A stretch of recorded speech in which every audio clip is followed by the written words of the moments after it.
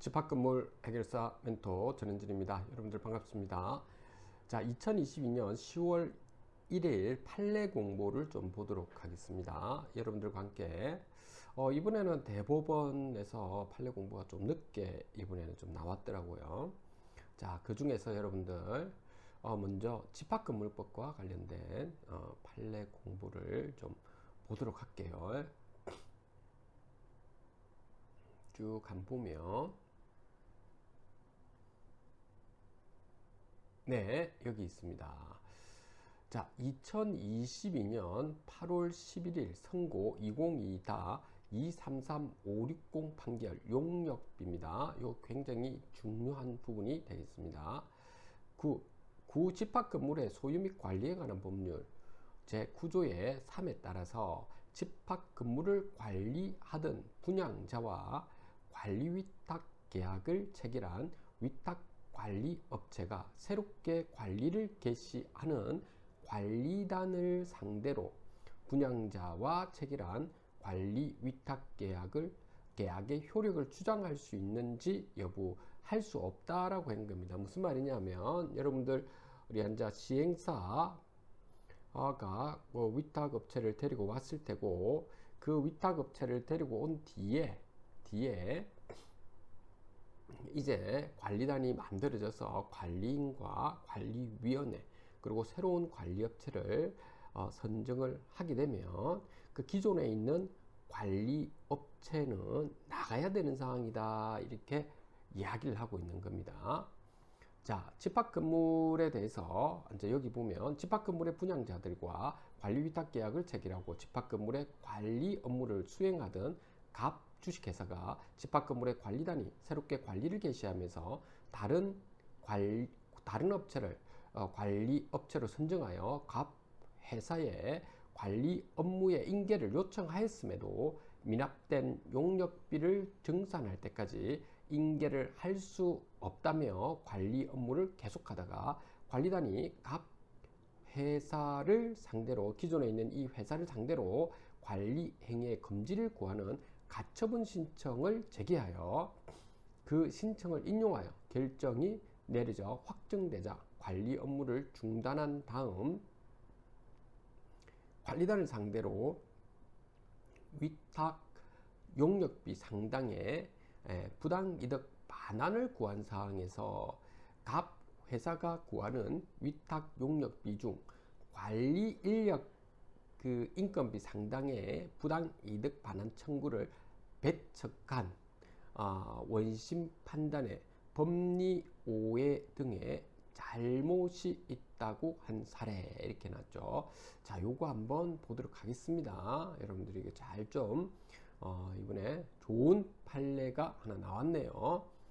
자, 분양자가 부담하는 집합건물에 관한 관리 권한과 의무는 관리단의 위임이나 지시 혹은 그러한 내용의 약정에 의하여 비로소 발생하는 것이 아니라 구 집합건물의 소유 및 관리에 관한 법률 제9조의 3에 따라서 분양자에게 부과된 자기의 고유한 권한이자 의무라고 할 것이어서 분양자는 집합건물을 관리하면서 선량한 관리자의 주의 의무를 기여해야 한다는 제약을 받기는 하지만 관리단의 관여나 간섭 없이 스스로의 필요나 판단에 따라서 자유로운 의사에 기하여 관리 업무를 수행하는 방식을 선택할 수도 있다. 그렇죠.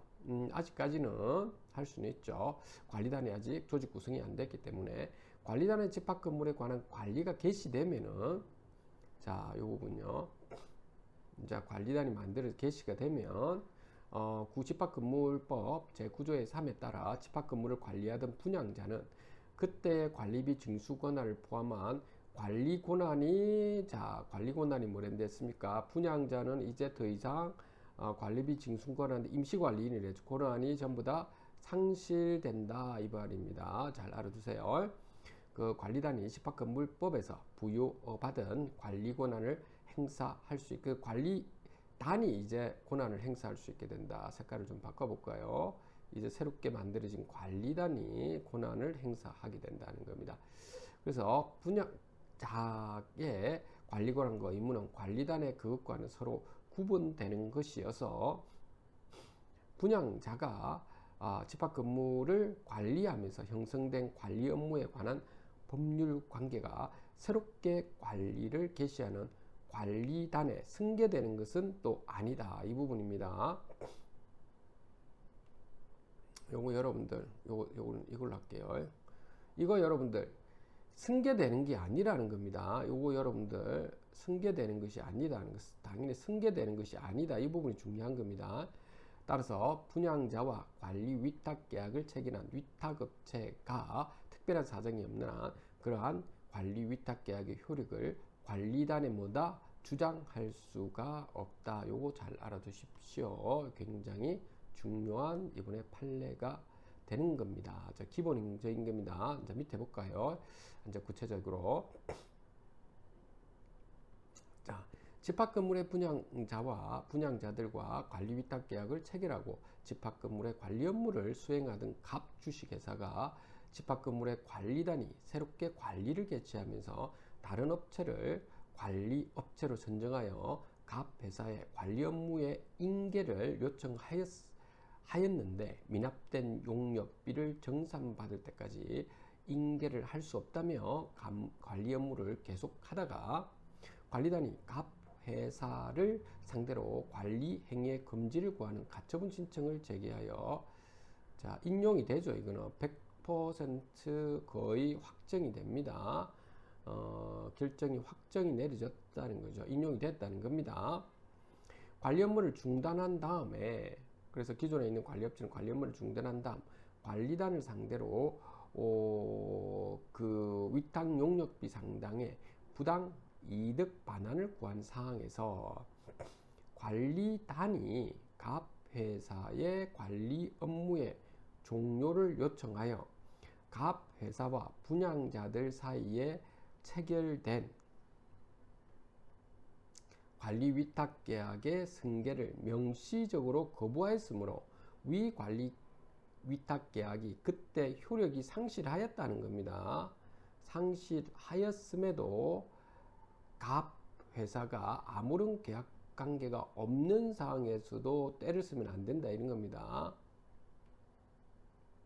상황에서 관리 업무를 계속 수행했다는 점, 갑 회사가 소속 관리 인력을 통해서 관리 업무를 중단할 때까지 수행한 업무 중에서 집합건물 공용 부분의 멸실, 훼손을 방지하고 그 현상을 유지하는 데 필요한 가장 기본적이고 필수적인 업무도 포함되어 있는 점, 갑 회사가 위와 같은 업무를 수행하는 과정에서 관리단에 피해를 입혔다거나 관리단이 집합건물의 관리와 관련하여 별도로 비용을 부담하였다고 볼 자료가 없다는 점 등 재반 사정에 비추어 보면 갑 회사가 위와 같은 업무를 수행함에 따른 이득은 집합건물의 관리 주체인 관리단에 기속되었다고 할 수 있으므로 관리단으로 하여금 이를 갑 회사에 반환하도록 하는 것이 공평의 원칙에 부합하는데도 자 위탁 용역비가 갑 회사와 관리 위탁 계약을 체결한 분양자들이 갑 회사에 이행하여야 할 계약상 채무에 불과할 뿐이고 집합건물의 관리 업무를 수행할 때 당연히 지출되어야 할 필요 경비가 아니어서 관리단이 그와 같은 상당의 비용의 지출을 면하는 이득을 얻었다기 보기 어렵다는 이유로 갑 회사가 구하는 위탁 용역비 중 관리인력 인건비 상당히 부당이득 반환 청구를 배척한 원심 판단에는 법리 오해 등의 잘못이 있다고 한 바를 이거는 뭐냐면 일단은 나가야 되는데 이 나가야 된다는 겁니다. 일단은 나가야 되는 것까지는 맞고요. 그렇게 새로운 관리업체가 들어오면 나가야 됩니다. 근데 여러분들이 여기서 판단을 하셔야 될 부분이 뭐냐면 이제 이 부분이죠. 여러분들 자, 이게 어떤 관리업체 A가 있는데 이제 새로운 이제 관리업체 B가 들어왔다고 하면 이제 나가라라고 했죠. 이제 그러면 이분은 이제 나가야 되는데 그 나가기 전까지 있죠. 나가기 전까지 건물 보존 관리를 했던 부분에 대한 각종 그 용역비와 건물 보존 관리를 했던 것은 있죠. 관리단을 위해서인 거죠. 그러면 그때까지는 있죠. 비용 정산을 서로 간에 협의를 해야 된다는 겁니다. 협의를 해서 마무리를 짓고 있죠. 그리고 난 다음에 당연히 그렇게 해야 되지 않나요? 하고 난 다음에 그렇게 정산하고 나가야 된다는 건데 그렇지 않고 이제 그 분양자하고 분양자라고 하겠습니다. 분양자하고 여기가 서로 간에 계약을 했기 때문에 자, 뭐 예를 들어서 이런 것도 인건비가 밀려 있었다든지 과거에 이런 게 있잖아요. 이런까지 우리 관리단은 전혀 모른다라는 식으로 하면 안 된다라고 하는 겁니다. 여기는 나가기는 나가야 됩니다. 나가기는 나가야 되는데 위탁 용역비 있죠. 위탁 용역비 용역비에 대해서는 여러분들이 관리단의 혜택을 받은 부분은 협의해서 주어야 되는 사항이죠. 이제 그 부분입니다. 다시 한번 보면 자 여기 한번 보십시오.